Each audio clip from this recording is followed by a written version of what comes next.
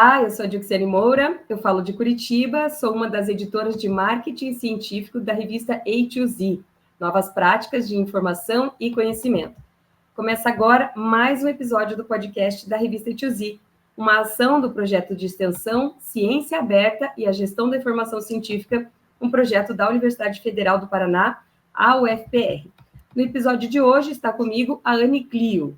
Ela é doutora e mestre em Ciência da Informação pelo Programa de Pós-Graduação da Ciência da Informação, convênio IBICT-UFPR, com experiência de estágio de pós-doutoramento.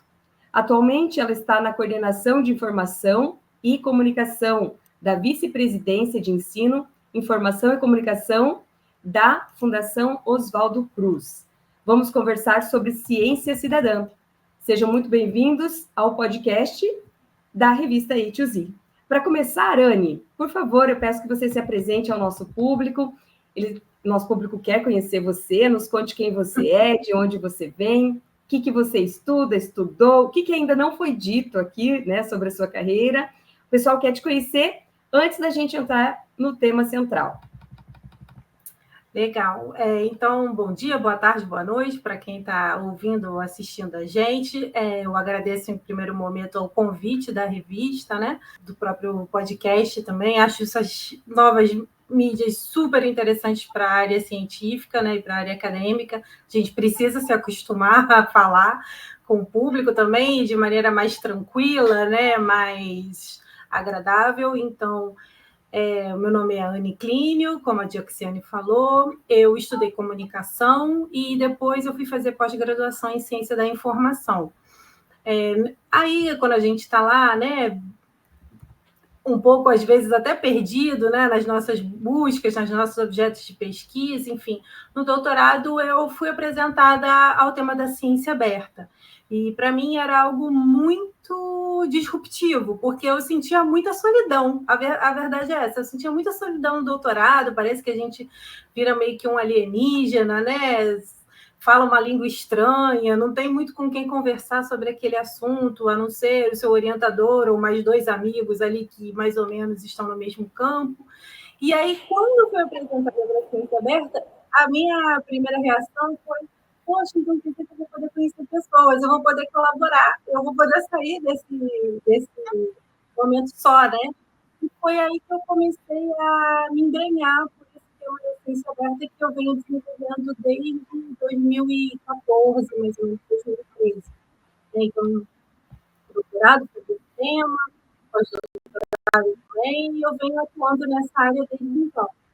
Atualmente, eu trabalho no Fiocruz, apoio, né, ações lá da coordenação, como você comentou, que está ligada a uma vice-presidência, e a gente vem desenvolvendo várias ações na Fiocruz, eu dou apoio nas políticas de ciência aberta, né, nas ações de acesso aberto, em questões também de capacitação de trabalhadores da Fiocruz, enfim, tem aí vários assuntos, né, relativos à ciência aberta dentro do ambiente institucional. E é isso, eu participo também de grupos de pesquisa, são dois, né, o Sindalab, que está mais ligado à questão da ciência cidadã e inovação social, e o School Com Lab, que é um grupo que eu colaboro mais pontualmente, é um grupo canadense, e eles são mais ligados à questão do acesso aberto. Então, a gente também já fez algumas parcerias, a gente colabora aí de vez em quando. Anne, você utilizou um termo, a gente tem chamado ciência cidadã, ciência aberta. A minha primeira questão aqui para ti seria como que a gente pode definir ciência cidadã, quais os principais objetivos. Eu gostaria também que você explicasse, assim, ciência aberta, ciência cidadã, a gente utiliza as duas nomenclaturas? Como é aí no universo da pesquisa? Bem, então, eu achei interessante essa sua primeira pergunta, porque sendo uma revista mais do campo da informação, né, a gente tende a pensar que a ciência cidadã está ligada exclusivamente à ciência aberta, né? E a ciência aberta, ela tem aquela imagem que todo mundo conhece, a Fiocruz usa bastante também, de um guarda-chuva, né, que vai falar de múltiplas práticas. Então, a ciência aberta é um movimento que ele vai se orientar pela questão da informação, né? Pela abertura, pela possibilidade de compartilhamento, colaboração aberta, mas sempre, digamos assim, o mote dela é a informação, né? O acesso à informação e a possibilidade de reuso. E dentro desse guarda-chuva, geralmente a gente vê lá a ciência cidadã como uma prática, né? Como eu, às vezes, uso a palavra nicho da ciência aberta, né? Então, quando a gente está falando das outras práticas, como acesso aberto, como dados abertos, como caderno aberto de laboratório, a gente está muito dentro do produto da ciência, né? Do produto, digamos, codificado, escrito, formalizado, né? E, portanto, transmissível, né? Mais facilmente. Agora, quando a gente fala da ciência cidadã, a gente está falando mais da abertura do processo da ciência, né? Então, é a participação de pessoas que não necessariamente tem um diploma para botar na parede, né, para mostrar para a família, mas que muitas vezes são muito conhecedoras, e a gente pode usar até a palavra especialistas, sem uma formalização daquele conhecimento, né, sem um diploma ali para atestar aquele conhecimento. Então, até o meu orientador, o Antônio Lafuente, ele fala muito dos amantes, né, em espanhol, dos amantes da ciência, né, que há muita gente que faz ciência e que produz conhecimento por amor, por desejo de conhecer, e não necessariamente exibe o diploma. A ciência cidadã vai agregar pessoas que não têm necessariamente a certificação em várias atividades de pesquisa. E aí, dependendo do projeto, a gente vai ter graus diferentes também de participação, né? Então, a ciência cidadã, às vezes, pode ser só eu doar um dado, eu coletar um dado, pode ser eu analisar um dado enquanto cidadão, né? E aí esse termo cidadão também tem várias nuances, enfim, mas como leigo, ou como amante da ciência, ou como interessado, ou como parte interessada, ou você pode chegar a níveis mais amplos de participação, que é, por exemplo, eu estar atuando junto a um grupo para definir perguntas de pesquisa, definir objetos de pesquisa, definir procedimentos de pesquisa, definir a divulgação daquela pesquisa. Então, assim, a ciência cidadã, eu acho que aqui, falando para um podcast mais ligado à área de informação, a gente costuma ter essa visão de que é esse rabicho da ciência aberta. Mas existem vários outros campos com várias metodologias participativas e que sempre buscaram essa participação não especializada, porque reconheciam o valor desse conhecimento. Então, a ciência cidadã é esse objeto aí um pouco fluido, digamos assim, né? Fluido, excelente. E Anne, qual é a sua percepção, então, sobre esse papel do cidadão cientista na produção do conhecimento científico, né? Porque, como cidadão, ele produz um conhecimento, como você falou, que pode não ser o científico, e agregar ao científico, né, com dados. Mas qual a sua percepção do papel desse cidadão cientista, nós, produtores de conhecimento, em relação aí a essa produção do conhecimento científico? Eu acho que assim, o papel dele vai depender muito do tipo de projeto com que ele se envolve, né? E a motivação que ele tem. Porque, por exemplo, hoje em dia você tem várias plataformas de ciência cidadã em que eu posso entrar lá e colaborar com um projeto. Acho que o mais conhecido é o SciStarter, que eu posso chegar lá e fazer uma análise de uma imagem, eu posso ajudar numa tradução, eu posso coletar um dado atmosférico, enfim, coisas assim mais pontuais, né? Que eu estou fazendo uma doação à ciência de um dado que aquilo é importante para a ciência, e que, se você pensar num conjunto de dados, né, de milhões de pessoas ou milhares de pessoas doando dados, aquilo gera um banco, né, que a gente vai conseguir ali fazer análises, tentar prever situações, identificar padrões. Então, existem papéis assim como um simples doador de um dado, né? E aí depende muito também da motivação do projeto, né? Por exemplo, em áreas ambientais, um monitoramento ambiental, áreas de astronomia, são tão grandes os objetos que a gente tem que monitorar para conseguir identificar os fenômenos e os padrões, que se não houvesse esse tipo de colaboração, a ciência institucionalizada não ia dar conta. Então, é muito importante ter esse tipo de participação.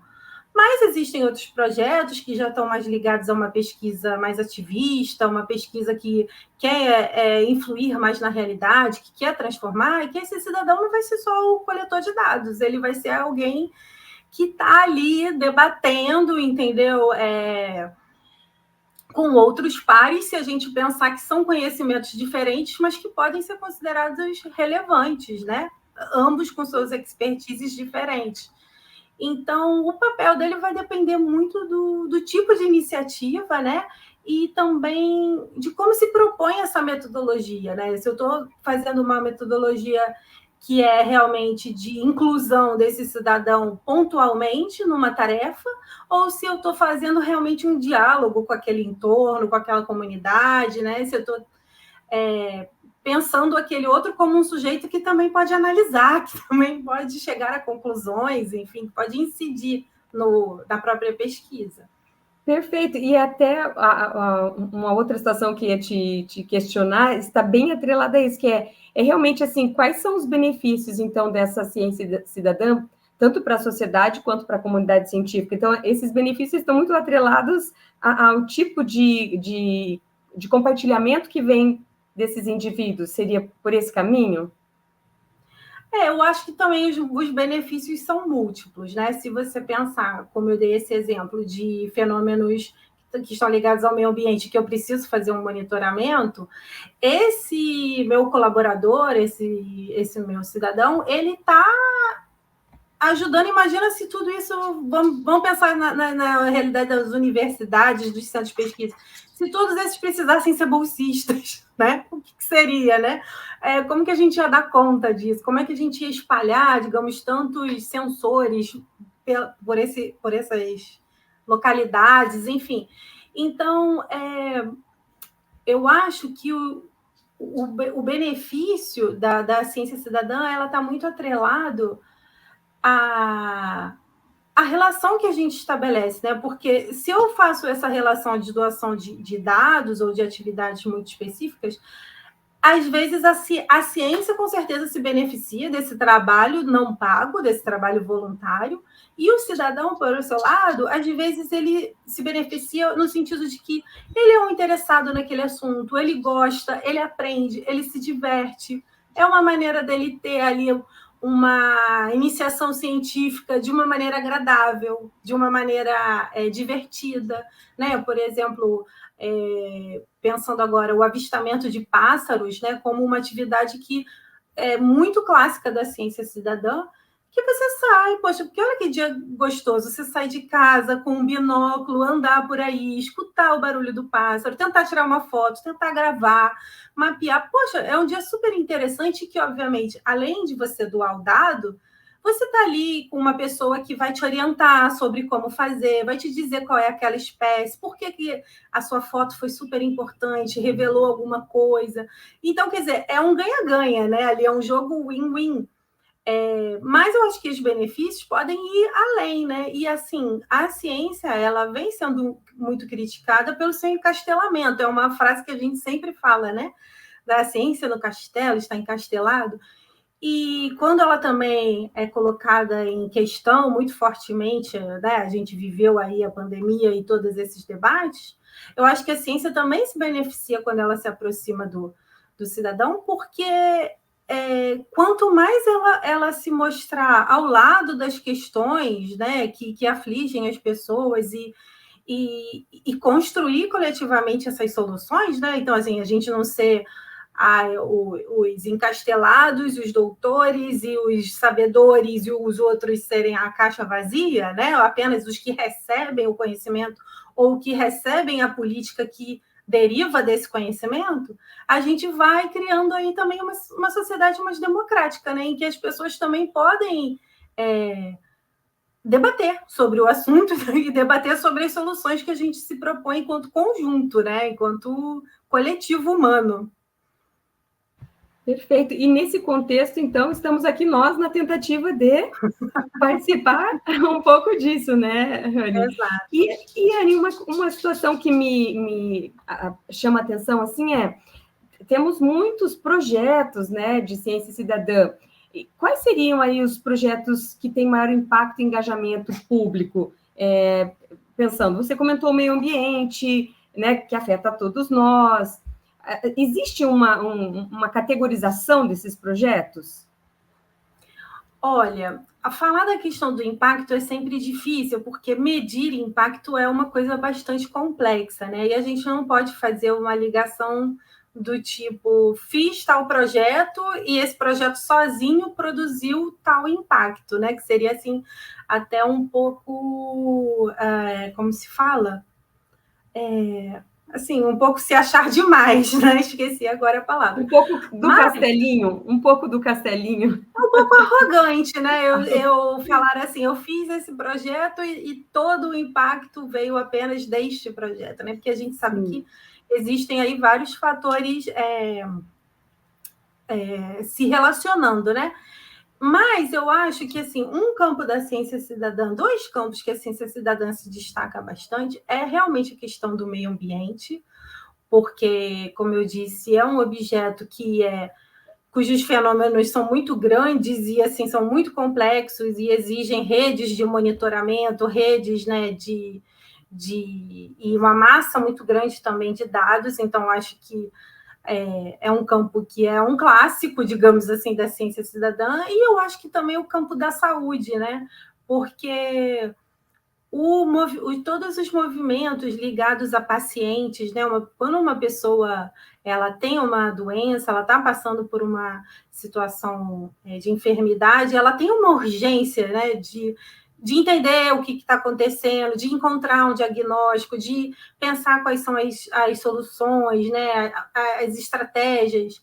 Então, a gente vê também no campo da saúde esse tipo de ação cidadã, né, de mais diálogo também, para que os próprios pacientes primeiro informem as pessoas que pesquisam, né? Porque assim, ninguém é uma expressão talvez um pouco forte, mas ninguém sabe mais da sua doença do que o próprio paciente, ele a vive, né? Então, assim, os pesquisadores eles vão beber dessa fonte para fazer as suas pesquisas, né? E claro, com os exames e tudo. Mas eles também não querem ser só o objeto da pesquisa, nem o objeto do tratamento pensado por outros. Então, muitos desses movimentos também vão atuar no campo da saúde, né? No campo, por exemplo, quando a gente teve a questão do HIV, quando a gente tem a questão da doença de Chagas, existem muitas áreas da saúde que também trabalham com essa ideia de ciência cidadã, ainda que às vezes nem utilizem essa expressão, entendeu? Porque bebem de outras fontes, de outras origens. Mas nós da ciência conseguimos ver isso, né, com os olhos da ciência. E, Anne, outra questão, assim, os dados que são coletados, por exemplo, os pacientes, né, que respondem uma pesquisa, tão relevante, como você colocou, a área de saúde é extremamente, né, importante, nos interessa, o meio ambiente, nos interessa todas, mas afeta mais, né, a saúde, como você colocou. Como que a gente consegue aí a garantia da qualidade dos dados coletados por esse cidadão que não tem uma formação científica? Qual seria o meio de ter uma certa qualificação mesmo, né? Uma acuridade, digamos assim, né? Acurácia, né? Acurácia. Como que a gente pode garantir isso, né? Aí dentro do aspecto de fazer ciência? Esse tema da qualidade dos dados, ele é bem forte na ciência cidadã, porque assim, a gente não pode negar que quando um projeto ele se abre à participação dessas pessoas, né, existe ali uma vontade de diálogo, mas pode existir também momentos de fricção, né, momentos da gente não conseguir encontrar uma linguagem ali em comum, né, próprio do ser humano, né? Então, muitos projetos eles utilizam curadores. né? Você tem, no caso de um projeto que lida mais com a doação de dados, geralmente esses dados passam por curadoria de especialistas, né? Para serem, digamos assim, certificados, revistos, né? Uma revisão por pares ali, digamos assim, né? E isso causa estresse, né? Isso causa, às vezes, animosidade, porque, né, do outro lado, a outra via muitas vezes não acontece, né? Então, assim, o cidadão tem o seu dado checado pelo especialista, vamos dizer muito entre aspas. Mas o especialista tem as suas análises checadas pelos cidadãos, entendeu?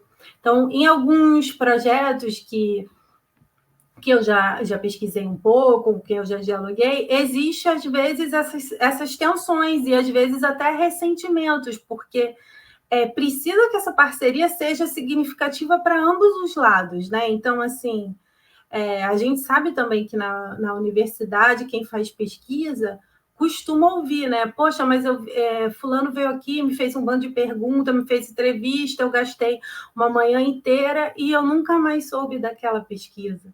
E eu não soube nem no que deu, né? Então, como é que é essa devolutiva e, principalmente, como é que é esse diálogo, né? Porque a devolutiva também, depois que tudo está pronto, é prestação de contas, né? Mas eu vejo que muitos projetos buscam fazer diálogo, né? Fazer análises conjuntas, metodologias mais participativas, buscando que essa qualidade não seja uma qualidade só científica, estrito sensu, mas também social, né? Da aplicação daquilo, do valor daquilo para o entorno, onde está sendo pesquisado. Então, a questão da qualidade dos dados é aí um tema quente, eu diria. Interessante, Anne, obrigada. E me diga uma coisa, a ciência ela não acontece sem financiamento, né, e adesão pública. Como que você colocaria aí as questões em relação aos principais desafios, né, que a ciência cidadã enfrenta aí, especialmente em termos de financiamento e adesão pública? Eu acho que a gente tem, assim, um pouco um viés das agências de financiamento, né? Quem já submeteu um projeto sabe que são tantos quesitos, né? E se pedem resultados que muitas vezes você não sabe a priori, antes de começar a pesquisa, que tipo de resultado ela vai dar, mas parece que as chamadas elas são feitas de uma maneira com que você já tivesse certeza do que você vai encontrar e do que você vai conseguir produzir a partir daquele conhecimento. Quando muitas vezes, né, você está se abrindo ao novo, você não sabe exatamente. Então, eu acho que essa lógica do financiamento faz com que projetos de ciência cidadã não sejam muito valorizados nas avaliações, né? Porque muitas vezes você falar de uma relação mais próxima com a sociedade ou com uma comunidade, ou de metodologias participativas que exigem um trabalho muito grande de aproximação, de criar laços de confiança, e que geralmente não cabem no tempo dos projetos e dos financiamentos, entendeu? Quando você vai fazer um trabalho com uma comunidade e você tem um projeto de 1 ano, e você tem um projeto de 2 anos, como é que você se faz presente, se faz um ator confiável para aquela comunidade num tempo tão curto, né? Então, eu acho que eu me embolei um pouco na resposta, mas o que eu acho que o financiamento, a dificuldade principal seria, primeiro, a gente pensar que a lógica de que eu já sei o resultado que eu vou obter no final da minha pesquisa inibe esse tipo de inovação cidadã, né? Porque eu tenho que apresentar o que eu vou achar antes de eu achar, basicamente. E a questão dos tempos também, né? Como que eu faço uma ciência mais atrelada à sociedade em um prazo tão curto de tempo?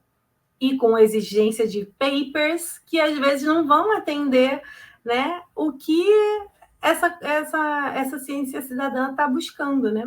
Então, também os produtos que se exigem são, às vezes, eles acabam inviabilizando, porque imagina, eu estou trabalhando com chagas e eu estou identificando barbeiros através de um aplicativo. Aí eu desenvolvo um aplicativo, desenvolvo um software, desenvolvo manuais, desenvolvo capacitação para uso, desenvolvo vídeos, né? Mas aí eu ainda tenho que escrever 3 artigos sobre isso. Sendo que eu estou fazendo tudo isso a mais, né? E assim, os tempos, os valores, os bolsistas, eles não estão adequados para o tamanho de envolvimento que esse tipo de projeto precisa. Sim, aí seria o grande desafio de fazer esse diálogo realmente acontecer, né? Com o objeto da pesquisa realmente ser o mais importante, né, Anne? E me diga uma coisa, hoje a gente vive aí com o uso de tecnologias e extremamente inovadoras. Como que você percebe aí o uso de tecnologias, ou mesmo o papel das redes sociais em relação a influenciar a expansão da ciência cidadã? Isso vem acontecendo? Como que você tem percebido isso? A tecnologia ela ajuda muito, né, em vários sentidos, tanto na realização da pesquisa em si, quanto na divulgação da pesquisa, né? Como eu estava te falando do SciStarter, por exemplo, ele é uma plataforma que qualquer pessoa de qualquer lugar, a princípio, pode estar ali colaborando com diversos projetos que se autorrealizam na própria web, digamos assim, né? Mas a gente tem também a questão dos aplicativos, a gente tem os drones, as placas Arduino, né? A gente tem uma série de tecnologias. Agora eu lembrei da pandemia também, e a questão dos ventiladores mecânicos feitos também com licenças abertas, né? Os face shields sendo produzidos pelos Fab Labs, né, para a gente poder, naquele primeiro momento, ter alguma proteção ainda, que depois a gente descobriu que não valia muito, mas era uma tentativa, né? Então, a tecnologia, ela está presente na ciência cidadã. E, geralmente, claro que depende do objeto, se buscam tecnologias baratas, tecnologias acessíveis, tecnologias que a gente pode fazer a partir do compartilhamento aí de informação sobre essas tecnologias, né? Então, eu tenho um Arduino, é uma placa aberta, eu tenho como reprogramar, se eu estou fazendo um coletor, eu descrevo aquele coletor, faço todas as especificações, faço um desenho, quer dizer, tem uma lógica muito também do hardware aberto, né? Que é outra parte ali da ciência aberta, né? Como as coisas vão se conectando, né? Então, a partir do momento que eu faço projetos que eu tenho muitos sensores, por exemplo, eu preciso também ter esse hardware aberto. Como é que eu vou monitorar grandes áreas sem a possibilidade de reprodução rápida também desses instrumentos? E aí as redes sociais, elas também ajudam, né, tanto na divulgação das iniciativas quanto dos resultados, e principalmente, eu acho, na mobilização das pessoas, porque a gente precisa, né, ter pessoas mobilizadas e interessadas continuamente para que os projetos se desenvolvam. Então, Dioxane, eu acho que a tecnologia ela está, sim, presente na ciência cidadã. A gente vê nos projetos cada vez mais uso, né, das placas Arduino, de, como chama? Drones, de todo tipo de aparato. E assim, o interessante é que, quando a gente fala de tecnologia, a gente liga a ciência cidadã muitas vezes ao movimento do hardware aberto, né? Que vai propor também que ciência, né? Quando a gente está, vamos pensar assim, a gente está lá num laboratório e a gente está fazendo um experimento, enfim, tem todo um aparato em volta daquilo, né? Tem todo um protocolo, vários aparelhos, aparatos, enfim. E para a gente reproduzir aquela ciência, a gente vai precisar saber qual era o protocolo, qual era o parâmetro, qual era a máquina, né? Quando a gente pega a ciência cidadã, muitas vezes a gente vai construir esses aparelhos, medidores, enfim, esses sensores. E é importante que isso seja fácil, né? Porque a gente quer multiplicar as pessoas que estão colaborando. Então, existe um diálogo aí com o hardware aberto, onde a gente vai tentar criar cada vez mais tecnologias abertas. Isso significa código aberto, hardware aberto, a gente fazer documentação, especificar muito bem especificado o que a gente está utilizando, que ferramenta, sobre que protocolo, que parâmetro, como que eu posso reproduzir. E isso é muito interessante, né? Porque vai ganhando escala. Né? Como eu falei numa pergunta anterior, a ciência cidadã ela se motiva muito desse problema de escala, como eu consigo fazer pesquisa com mais pessoas colaborando, né? E no campo das redes sociais, obviamente, a difusão das próprias iniciativas, a divulgação de resultados e a mobilização das pessoas. E você comentou já previamente em relação à importância da ciência cidadã para a saúde, no meio ambiente, né? A dúvida agora é se, não é uma dúvida, na verdade, colher a sua opinião, né?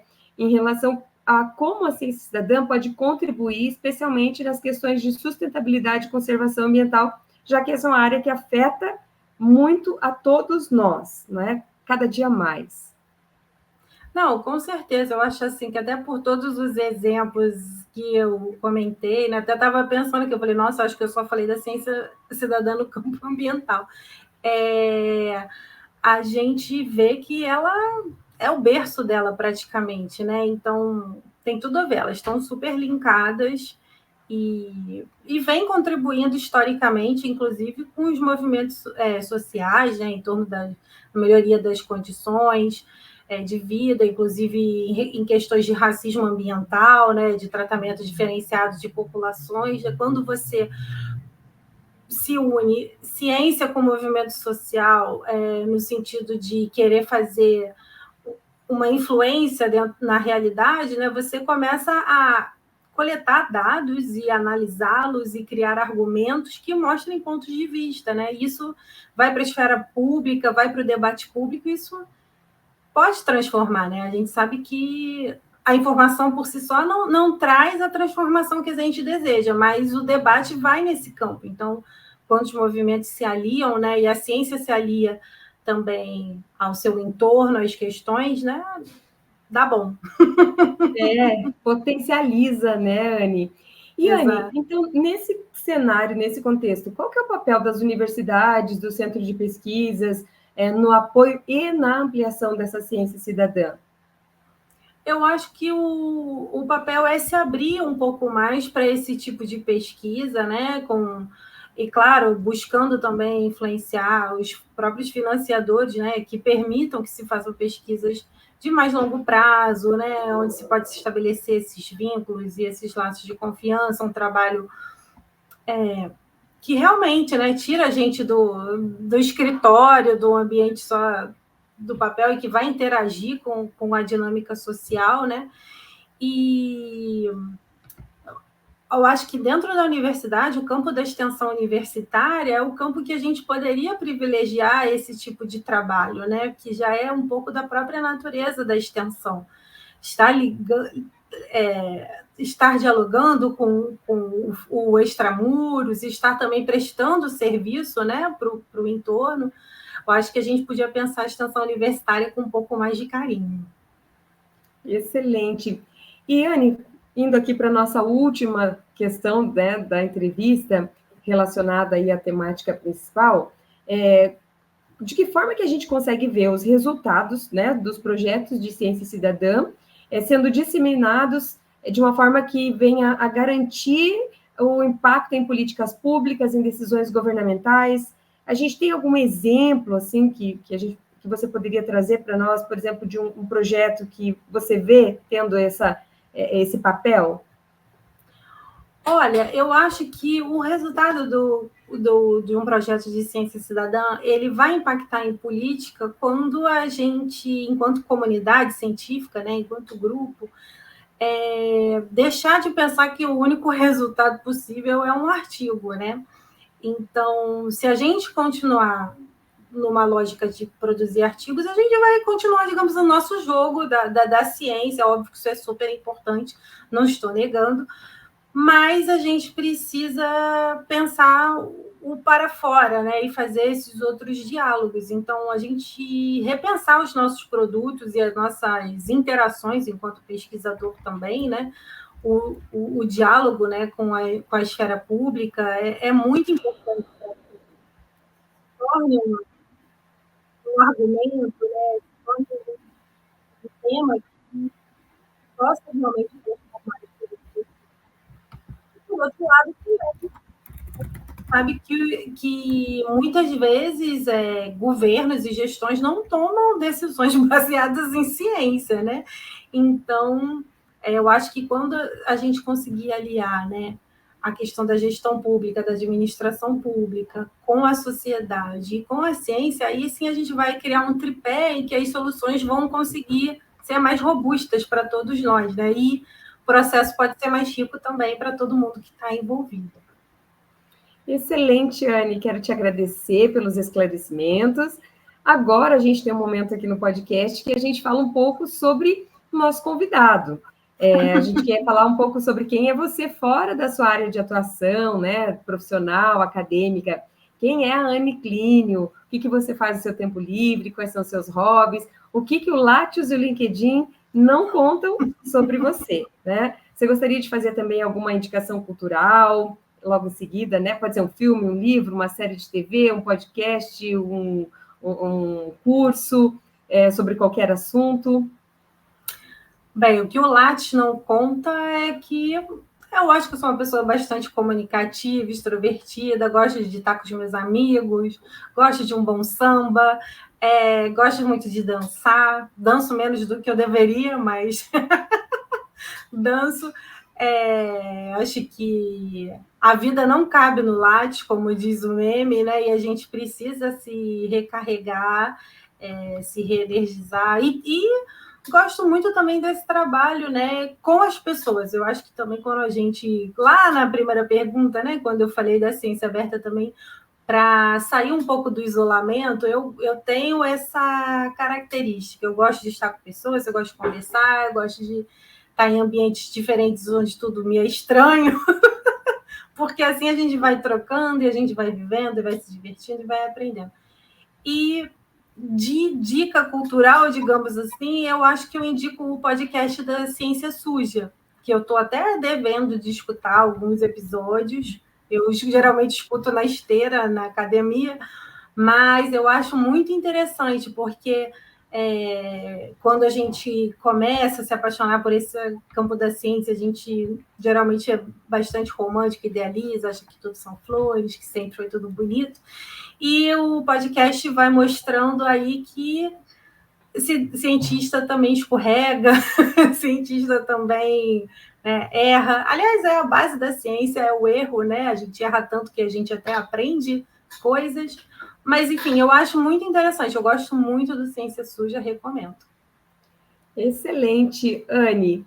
Quero te agradecer aqui, em nome de toda a equipe, por ter aceito o nosso convite, ter vindo aqui conversar conosco. Muito obrigada mesmo. Eu que agradeço. Até uma próxima. Bom, pessoal, chegamos ao fim de mais um episódio do podcast Revista A2Z, uma ação do projeto de extensão Ciência Aberta e a Gestão da Informação Científica, um projeto da UFPR.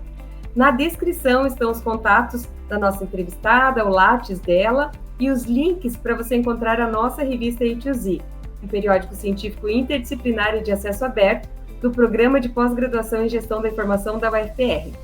Visite nosso site, revistas.ufpr.br/ATOZ. Nas mídias sociais e nos maiores agregadores de podcast do planeta, Revista A2Z. Eu sou a Dioxene Moura e a gente se fala em breve com novos conteúdos e temas relevantes para o cotidiano acadêmico. Um abraço e até mais. Tchau, tchau. Tchau, tchau.